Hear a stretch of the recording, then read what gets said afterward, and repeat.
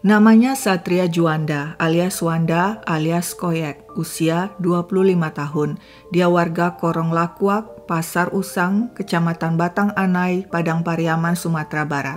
Ayahnya sudah lama meninggal saat dia masih kecil. Ada yang bilang Wanda anak kedua dari 3 bersaudara. Ada juga yang mengatakan dia anak ketiga dari 4 bersaudara. Kakaknya bekerja sebagai HRD di sebuah pabrik bata, sedangkan adiknya merantau di Pekanbaru Riau. Seorang tetangga bilang Wanda pemuda yang pendiam dan kalem. Kalau lewat di depan rumah, dia hanya senyum kecil atau kadang pura-pura tidak lihat. Tidak pernah bertegur sapa dengan tetangga. Meski begitu, sesekali Wanda alias Koyek juga nongkrong dengan pemuda-pemuda lainnya. Seorang pemuda sebayanya bilang Wanda santun. Kalau duduk di lapau, biasanya hanya pesan minum, main HP, lalu pergi. Nggak banyak bicara, hanya sekedar senyum. Menurut tetangga, semasa kecil Wanda sama saja dengan anak-anak pada umumnya, aktif bermain dan bersekolah. Menginjak remaja, dia ikut dalam kegiatan kepemudaan dan kepengurusan masjid di lingkungannya. Selulus SMA, Wanda sempat mencoba tes masuk polisi, tapi gagal.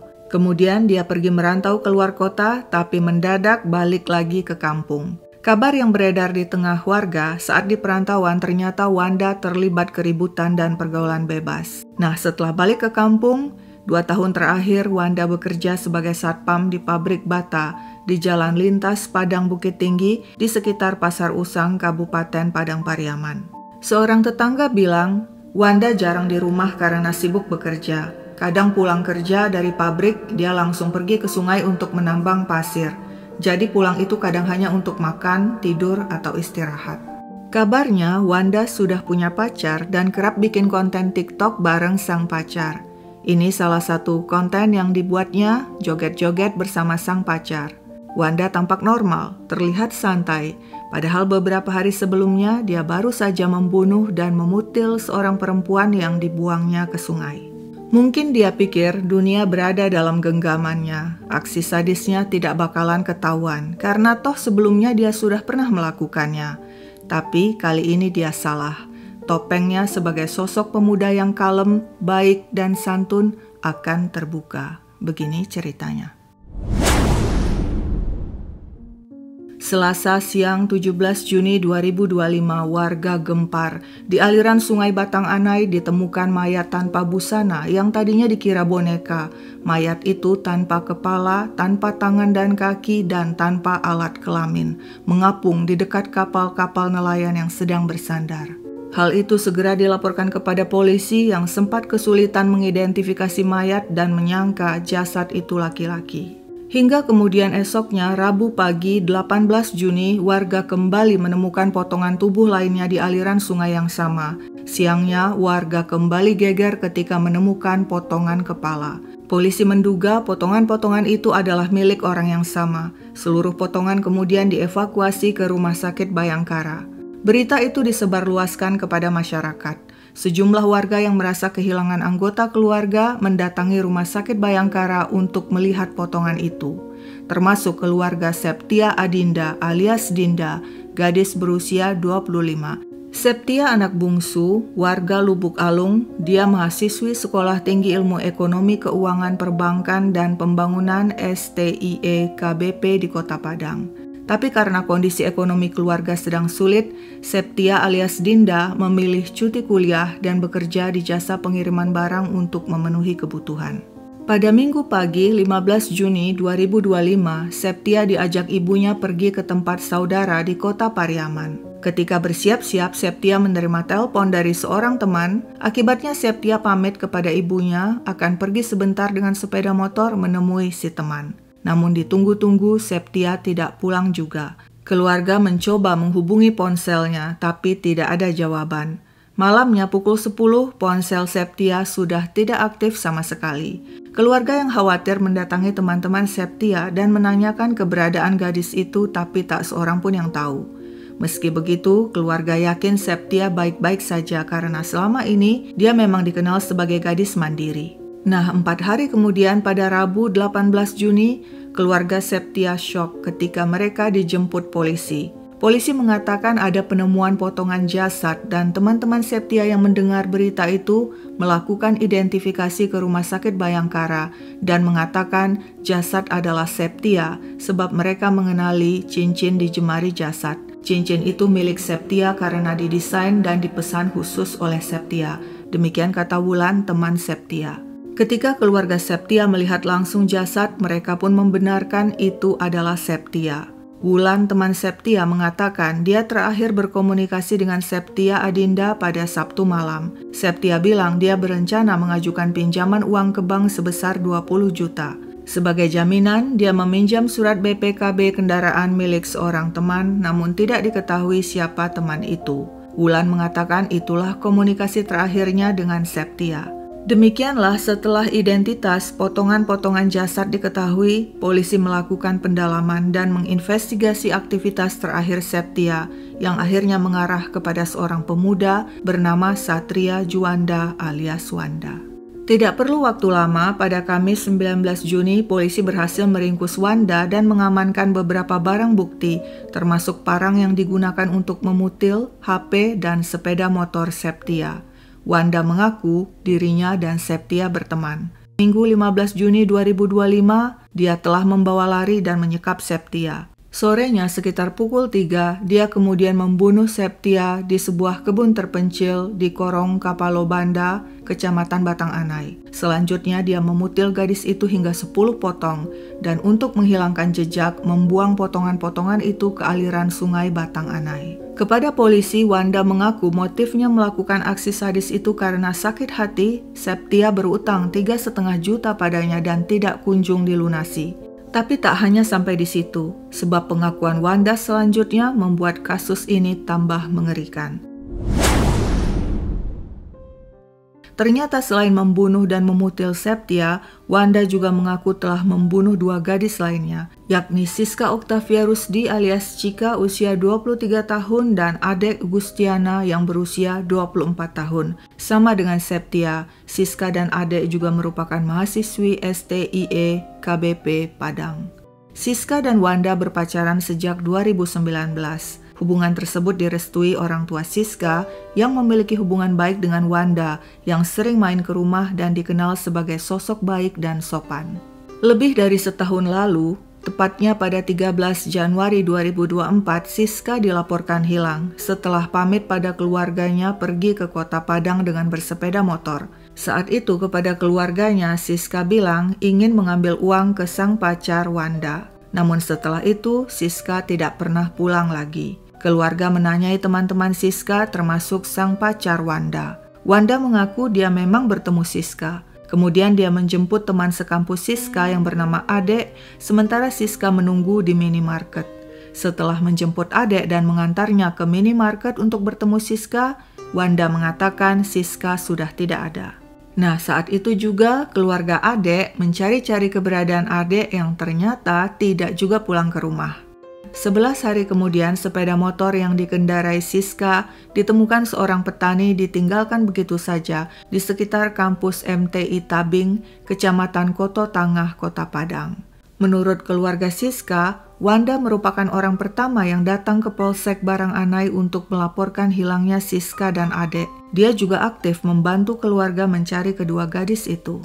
Keluarga Siska yang nyaris putus asa kemudian mendatangi orang pintar untuk menerawang keberadaan Siska. "Temui pacarnya, Siska ada di rumahnya," kata si orang pintar. Keluarga Siska bersama sejumlah tokoh masyarakat pun mendatangi rumah Wanda. Waktu itu Wanda bersikap sangat membantu dan kooperatif mendukung keluarga Siska memeriksa rumahnya. Dia malah menunjukkan dapur dan sumur tua di belakang rumah.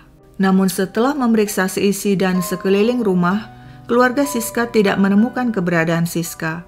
Mereka tidak tahu jasad Siska sebenarnya berada di dalam sumur tua itu.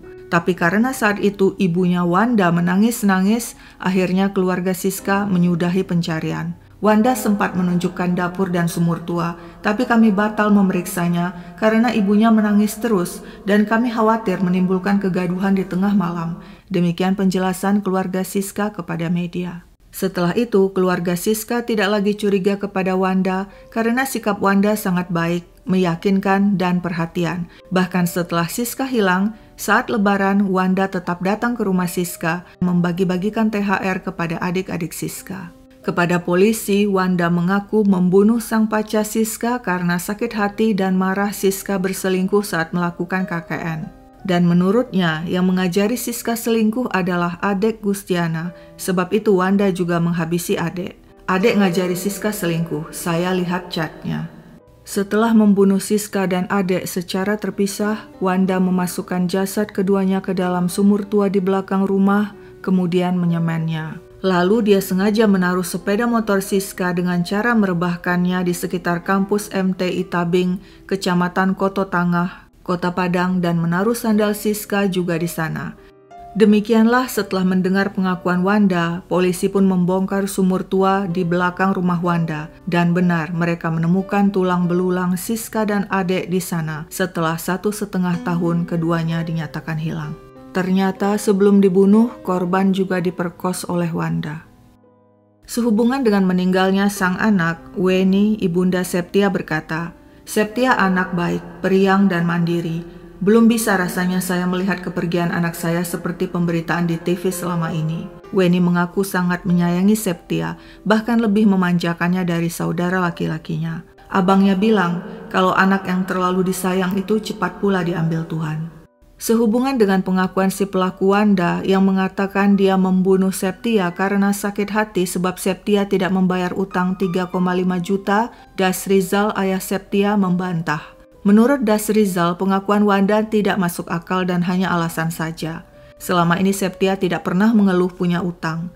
Lagi pula meski kondisi perekonomian keluarga sulit, Dasrizal bisa membayar utang sebesar 3,5 juta. Kalau memang ada utang, kami pasti sanggup membayar demi nama baik anak kami. Itu hanya alasan pelaku saja untuk meringankan hukuman. Kalau soal uang, kan ada HP dan motor Septia yang nilainya lebih dari 3,5 juta. Kenapa tidak diambil saja? Kenapa harus membunuh? Kami minta pelaku dihukum mati, tegas sang ayah. Dalam sebuah artikel di Tribun News disebutkan dugaan mungkinkah Septia dan Wanda berpacaran. Bila dilihat dari pesan terakhir Septia Adinda alias Dinda yang disampaikannya di media sosial, tampaknya korban tengah memiliki masalah dengan seseorang. Dia menuliskan pesan seolah-olah sedang terancam jiwanya. Mana mungkin bekas pemain tewas dipermainkan, tulisnya di akun TikTok. Pesan tersebut bermakna bahwa Dinda tengah bermain hati dengan seseorang. Dinda juga menuliskan pesan bahwa sudah lelah dan mau disayang-sayang. Pesan itu mengisyaratkan bahwa Dinda sudah lelah dengan hubungan yang telah dijalaninya dan ingin mencari pria yang benar-benar menyayanginya. Bahkan di pesan paling akhirnya membuat bulu kuduk merinding. Dia mengunggah foto sedang menatap matahari terbenam atau sunset. Entah seindah apa di ujung sana, yang jelas aku masih di perjalanan. Sehubungan dengan korban Siska, sejak Siska dinyatakan hilang, sang ibu Nila tidak henti menanti kepulangan selama 1,5 tahun. Pada Februari 2025, Nila bahkan tampil dalam wawancara di TV Padang untuk mencari keberadaan sang anak. Saat itu dia menyampaikan kekecewaan terhadap lambannya proses penyelidikan oleh pihak kepolisian. Ketika kemudian tulang belulang Siska akhirnya ditemukan di sumur tua di rumah sang pacar Wanda, sang ibu Nila segera menuju TKP. Namun malang, Nila yang mengalami syok berat kemudian pingsan dan segera dibawa ke rumah sakit namun tidak tertolong dan meninggal dunia pada Kamis 19 Juni 2025. Sang ibu Nila telah menyusul Siska, juga menyusul ayah Siska yang 6 bulan sebelumnya terlebih dulu meninggal karena stres memikirkan hilangnya Siska. Aksi keji yang dilakukan Satria Juanda alias Wanda terhadap 3 korban dalam kurun waktu 1,5 tahun membuat geram Kapolres Padang Pariaman AKBP Faisal. Begitu mudah pelaku membunuh dengan begitu sadis. Di rumah tempat sumur tua itu berada, kabarnya Wanda tinggal bersama kakaknya. Sedangkan ibunya sesekali datang sebab sang ibu tinggal bersama kakaknya yang lain. Tidak didapat informasi siapa kakak yang tinggal satu rumah dengan Wanda. Namun yang pasti ada informasi mengejutkan tentang salah satu kakak laki-laki Wanda yang bernama Niko. Niko mantan polisi yang diberhentikan secara tidak hormat karena terlibat kasus narkop. Setelah diberhentikan, dia kembali ditangkap atas kasus yang sama. Kejadiannya dalam rentang waktu 2010 hingga 2015. Abangnya itu polisi, kalau tidak salah dinas di Padang Pariaman. Dulu dipecat karena kasus narkop. Saat ini abangnya ada di rumah itu bersama keluarganya. Demikian kata seorang tetangga kepada media. Penyidikan kasus ini masih terus berlangsung. Motif Wanda membunuh juga masih terus didalami polisi. Tapi yang pasti, kasus ini tampaknya masuk deretan salah satu kasus kejahatan yang mengerikan di tanah air. Seperti yang dikatakan Kapolres Padang Pariaman AKBP Faisal, sudah 3 korban yang dibunuh. Kasus ini sudah masuk kategori pembunuhan berantai. Wanda dingin, tenang, dan santai. Sesantai dia tampil bersama pacarnya di postingan medsosnya beberapa hari usai membunuh korban terakhirnya, Septia. Postingan itu dikomentari oleh netizen yang sebagian merujuk pada pacar terkininya. "Mbak, untung kamu nggak jadi korban keempat. Apa nggak merinding tuh mbaknya? Mbaknya masih dilindungi Allah. Dia yang pacaran, aku yang merinding ngebayangin hari-hari bersama seorang pembunbun. Dia nggak tahu yang di sebelahnya psikopat, manusia aja bentuknya, tapi hatinya bukan manusia." Meski Wanda mengatakan korbannya hanya 3, tidak menutup kemungkinan ada korban-korban lainnya. Jika kalian memiliki informasi tambahan, silakan share di kolom komen. Sekian dulu ceritaku, sampai jumpa kapan-kapan.